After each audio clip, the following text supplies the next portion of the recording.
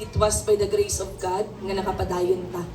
No? So, may galing nila, ang kaluwasan daw, grasya nga halin sa Ginoo. No? Hindi natin mabayaran sa aton nga mga good deeds. We save through faith by grace. Amen? So, gusto po na ko nga pasalamatan ang tanan sa ilang kinabuhi. No? Salamat sa inyong pagpadayon. Nalipay ang Ginoo sa inyong pagpadayon. Lapan natin si Lord, no? Sa matay kinabuhi, nga karon diri. No, iba sa aton nga mga bisita, no? Ang pagkatinawag sa Ginoo, hindi siya sayang. No? Hambali mo katapad ang imo nga kahago, hindi sayang sa Ginoo. Ang imo nga kahago, hindi sayang sa Ginoo. One day, God will reward. One day, si Lord ang magbalos sa tanan nga ginhimo mo para sa iyang buluhaton.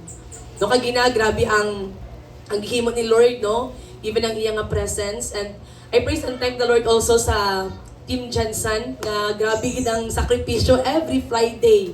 No, even sa mga reverends, sa mga parents nga gabi na gid nakauli, no? Alas 12 na. No, grabe gid ang grabe ka po ng kalipay, no? Kaya nga aman, grabe ang ginahimo sa Ginoo. Kung kung aton lang gid nga isipon, aton nga pamalandungon ang aton nga Ginoo matinud-anon. He is faithful and just. No, ang tanan daw nga nahitabo karon sa aton nga kinabuhi, ang tanan nga makit-an naton, naga-start na siya sa mga butang nga hindi naton makit-an. Amo na ang pagpangamuyo. Ikaw karon nga ara dala nagapungko, you are an answered prayer. Ikaw nga nagapadayon, you are an answered prayer. No? Even ang ginahimo ni Lord sa aton nga iglesia, no, sa praise and worship team nga grabe gid ang pagpaningkamot, palapakan naton si Lord, no? Amen. Even sa mga nanay, sa mga tatay nga makit-an mo ang growth, no, makahibi ka, no? Grabe ang kaayos ng Ginoo. No? Kag ako na even ako na makahibigit ko mako, Lord, grabe. No? Dati pangamoy lang ni namon pero karon nahitabo ang mga butang nga amon nga ginapangandoy. And glory to God, no, nga may ara sang isa nga nagbarog, no? Kag gina-remind ko ni Lord nga salamat sa life ni Cha. No, kay siya giding naging bisog, no, nga ma-start ang care group, no? Pwede maton palakpakan, no, ang life ni Cha, no? Kaya ama, no, it is by tungod sa imo nga pagbarog, damo sa mga kaplag sa presensya sa Ginoo. Hambali mo katapad, barog nga malig-on. Barog nga malig-on. It is a wonderful privilege, no? Ang ginumpisahan ni Lord sa aton nga kinabuhi, iya nga pagkatapuson. Hindi kita ang magtapos, si Lord ang magtapos. And today, gusto ni Lord nga aton nga tun-an paano ta manginabuhi subong nga end times. Lapit na ang pagbalik sa Ginoo. Nasayod ko nga damo sa mga pressure, damo sa problema, ara kita sa crisis, no? But today, God wants us to be stay true in the last days. Amen. See through in the last days. Magpabilin kita dira sa Ginoo. Kabalo ko ang matag isa may mga silent battles, nagkaklase-klase nga mga problema, no? Pero hambal sa word of God, I will fight for you. Amen. You need only to be still. Ang Ginoo ang makig-away, makigera sa atin.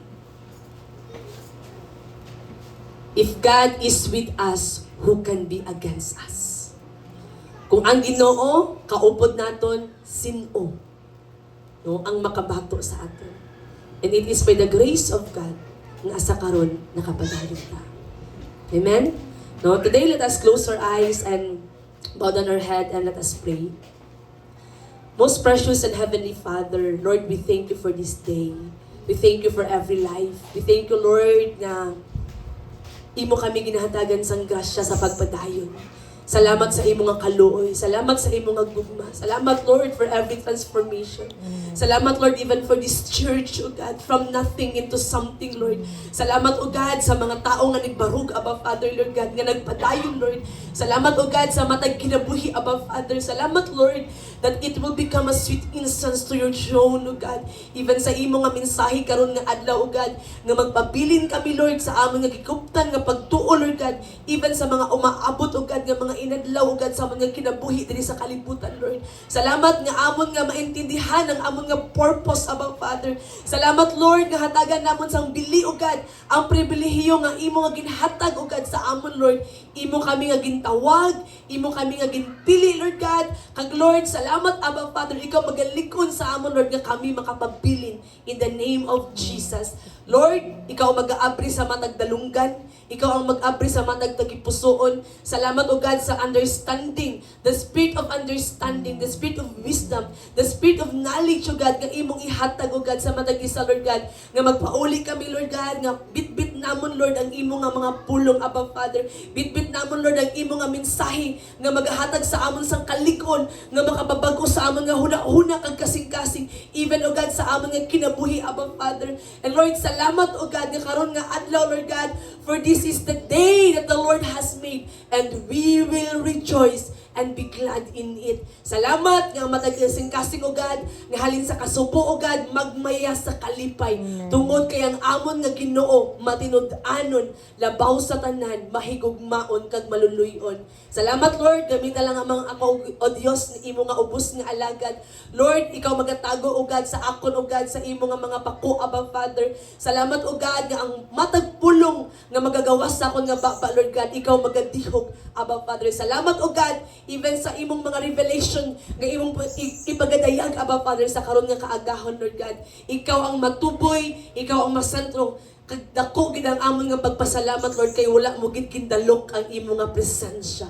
Mahimaya ka sa wala sing katapusan. Kag ang tanan nga anak sa Dios magasiling sang Amen. Amen and Amen. Our topic for today, stay true in the last days.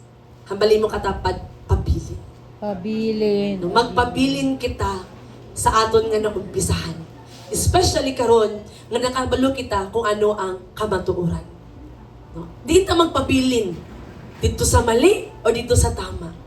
Dito sa tama. Especially magpabilin kita kung ano ang pulong sa Ginoo. May season sa aton nga kinabuhi nga ginauyog gid kita. Ginapuga gid kita sa mga problema.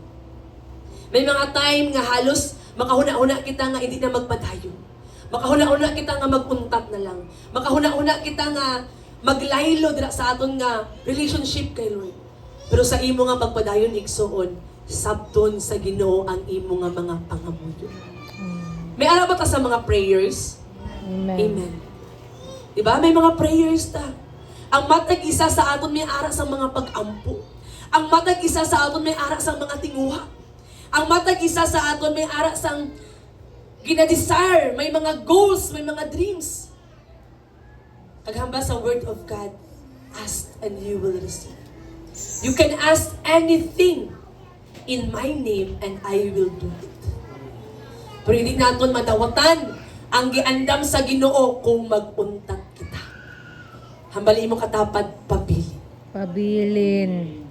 Pabilin. Biskan ginauyog kita, biskan ginakusok-usok kita, no? Biskan grabe ang mga ulan sa mga problema, bagyo sa problema, pabilin.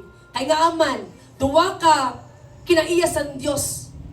Wala siya nagabag-o, kag wala siya nagadinikan. Pag maghambal si Lord ng panalanginan ta ka, panalanginan ka sa Ginoo. Hindi sa imo nga pamaagi, hindi sa imo nga panguna-una, pero pamaagi kag panguna-una sa Ginoo. May ara sang proseso nga ginatawag. Tanan tang ginaproseso, kay ginaligon ni Lord ang aton nga kasing-kasing. Kung time, ara na ang blessing, hindi naton ikadalo ang panalangin nga ginhatag ni Lord sa aton. Let's read the Word of God in 1 Timothy 4:1. Basahon naton sa Ilonggo version.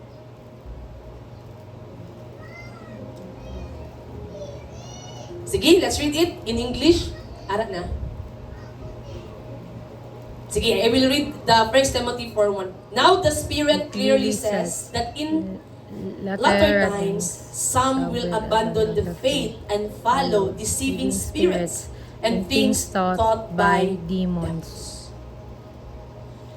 Sa mga ulihi nga mga inadlaw, damo ang malinlang. No, damo ang magduha-duha. No, damo ang mag-atras sa ilang nga pagpangalagan. nga adamo sa mag-atras tungod sa kapigaduhon, tungod sa crisis, tungod sa problema, tungod sa mga pagsulay. Habang sa pulong sa Ginoo, pareha sa isa ka gold nga ginagtistingan, tistingan man kita ni Lord. Kay bililyon ta atubangan sa Ginoo. Pero damo sa mga Kristohanon nga wala nakaintindi sa ginatawag nga proseso. Kung pamangkuton mo ang mga Kristohanon nga nang lamig sa Ginoo, makahambagin sila nga ibagid pag wala ka sa Ginoo. Pero nga hindi makapabilin kag makapadayon. Tungod kay wala nila naintindihan ano ang mga butang nga kinahanglan mo isakripisyo. That's why we need to read our Bible. Para makabalo kita sa truth. Para makapabilin kita. Kaya amo niya mag-remind sa aton. Even sa aton nga mga alawiton kagina. Gina-remind ta ni Lord nga siya gamhanan. Kung mutuo ta, musalig ta, ang Ginoo naton hindi niya ta pagtalikdan. Hindi niya ta pagbiyaan. Pero amo nang challenge sa aton. Paano naton tuuhan ang mga butang nga wala pa naton nakitaan sa karon? Pero ang pulong sa Ginoo nagsiling, ang pagtuo daw, ginatuuhan mo ang mga butang nga wala pa nakitaan nga one day makitaan mo. Amen? May ara din nagapaabot sang sakyanan. Amen. May ara din nagapaabot sang lupa. Amen. May ara din nagapaabot nga makagraduate ang anak. Amen. Magka-scholar ang anak, ma-promote, magdako ang sweldo, makagraduate. Expansion sa business, makanegosyo. Haba sa Word of God, wait patiently. Samtang nagahulat ka, be courageous. Be courageous. Kaya may mga panahon ng aton nga kasing-kasing maluya. Ma-disappoint, ma-discourage. I think, Lord, wala pagyapon. From sa Word of God, wait patiently. Be courageous. I say it again, wait patiently. Nga damo ang nagtalikod, kay wala nila nahulat. Wala sila nakahulat sa giandam sang Ginoo. Hamba sa saad ni Lord, hamba siya nga word.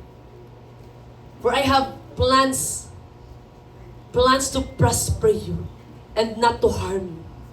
Plans to give you hope and a future. Was damlag, paglaom ang giandam sa Ginoo. Our delays are not denial. Pero gusto ni Lord karon nga aton nga tuuhan ang iyang nga mensahe. Ang nagapaabot sa aton eternal life. Ang kinabuhi nga wala sing katapusan. Ang kalibutan lumalabay igsoon. Damo sang kamatay karon. Wala sa edad. Wala sa kwarta. Sa panahon nga kwaon na sa Ginoo ang imo nga kinabuhi. Kwaon niya na. Excited ko no nga may kanang nga ba sa Word of God, lakat ka daw sa maminatay. Kaya dito mo makita nga ang kinabuhi, wala galing sang pulos kung matapos na. Apan, kung imo, nahimo ang imo nga purpose nga agin buhi ka sa Ginoo, malipayon ang mga tao nga ginbinlan. Makapasalamat sila. Kaya nga aman, na-serve mo ang imo nga purpose.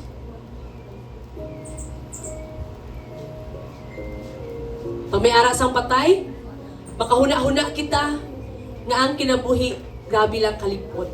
Amen. Grabe lang kadali. Amen. Samtang may kusog ka pa, samtang may gininhawa ka pa, samtang batanon ka pa, ihatag ang pinaka-the best para kayo. All out ta sa Ginoo. Hambali mo katapat, do not be deceived. Do not be deceived. Do not Hindi be ta ma-deceive sa aton nga makitaan. Karon sa aton nga gobyerno, grabe na gid. Sa aton nga palibot, crisis. Hindi kita ma-deceive sa aton nga pagbati. Kay kisa, ang pagbati naton makalinla. Hamba sa Word of God, the very deceitful is our heart. Amo ning malinlahon kasing-kasing. apan pabilin sa pulong sa Ginoo. Diin kita magpabilin sa pulong sa Ginoo. Hinumdumi ang mga pulong nga imo nga nabdawatan. Hinumdumi ang mga pulong nga imo nga nabasahan. Hinumdumi ang mga pulong nga gihambal ni Lord sa imo. Hinumdumi. Lord, ano ba ang imo nga ginahambal sa akon? May mga times sa kinabuhi ko nga naga-shake na ko. No, nagauyog na ba kay Lord? No, kakapoy na. Ang balag ni Lord sa akon, be strong and courageous. Gi-remind niya ko sa akon nga prophetic name. Be strong and courageous. Do not be afraid. Do not be discouraged. For the Lord your God will be with you wherever you go. Di man kinahanglan ni Moraes kinato ng Biblia. Pero ang labaw nga importante sa Ginoo, ara sa aton nga kasing-kasing ang iya nga mga puno. Aton nga kuptan ang matag pulong sa Ginoo. We are living in a time where voices are everywhere. Social media, no? Damo sa mga boses sa social media, culture, and even inside the church. No, ano ang sa social media makahagit? 'Di ba? Even kita madala takis sa kabisihon tungod sa social media. Mawili ta sa social media. Mga kultura. Ang mga Pinoy hilig sa mga culture. Tama? Nagkalain-lain nga mga kultura. Anong kultura sa Pinoy nga makahambal ka nga kung ikaw isa ka anak, makahambal ka nga mayo pa ang bisita kaysa sa anak. Ay nga man, di ba kung may mga bisita, ang mga bago nga mga pinggan, mga tinago nga mga malong, mga imported nga mga pagkaon, no, mapagawas. Tama? Amo ng kultura sa Pinoy. Pero karon nga nahimo na kang anak sa Ginoo, hamba sa word of God, higugmaa ang imo nga anak. No? Sometimes sabi pag may bisita, dumapalabi sila ba? Tama? Ang mga anak makalimtan ba? Kapit pa kung mga gutom ng anak, hambalan bagid nga. Karon lang makaon. Kay giandam ni para sa bisita. Ma? Pero ang gusto sa Dios na aton nga ibalansihon. Hindi lang kita nagabase sa kultura. Nagabase kita sa kultura sa langit. Hindi kultura sa kalibutan. Hindi kultura nga aton nga naandan. Apan kung ano ang kultura sa langit. Magbase kita kung ano ang pulong sa Ginoo. Amo ning aton nga kuptan. Ang pulong, ang mensahe sa Ginoo. Amen? Not all voices are from God. No, hindi daw tanan nga mga tingog halin sa Ginoo. Sometimes tingog sa atong emosyon. Sometimes tingog sa yawa. Amen? Na kung mag-ano ka mo, mamati ka mo, sulat gid ka mo. Kaya nga man, basi galit mali akong ginahambal. Sige ka mo ka agree kag amen. Tama? Kung maalamon daw ka nga tao, imo nga tun-an ang matag pulong na nagagawas sa mga tao nga. Diba sa Word of God? Sa time nga nagbisita si Pablo, grabe ang pagtuon nila. Pagsulat nila, after sa to, gitunan nila ang pulong sa Ginoo. Mga wise na mga tao. The Bible warns us clearly, in the last days, some will walk away from the faith. Magtalikod sa ilang pagtuon. Kag hindi lang na few, damo. No, damo.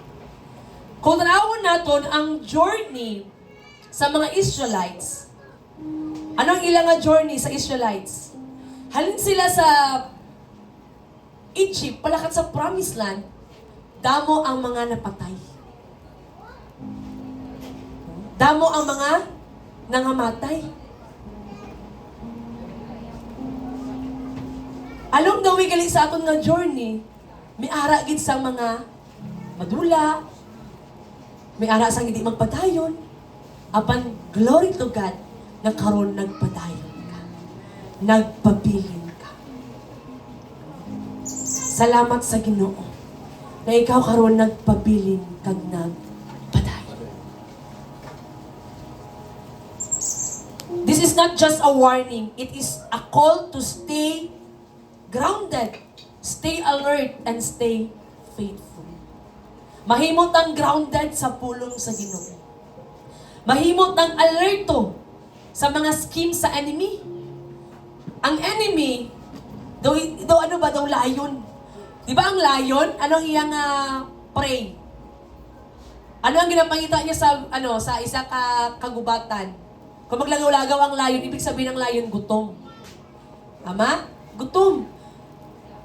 Hambas sa word of God, pagbantay. Kaya ang lion, nagalibot-libot lang na ba, kung diin siya makatukob. Ano nga ba sa word of God, stay alert.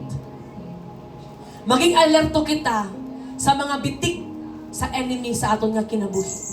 Kisa bisihon ta, kisa luyahon ta,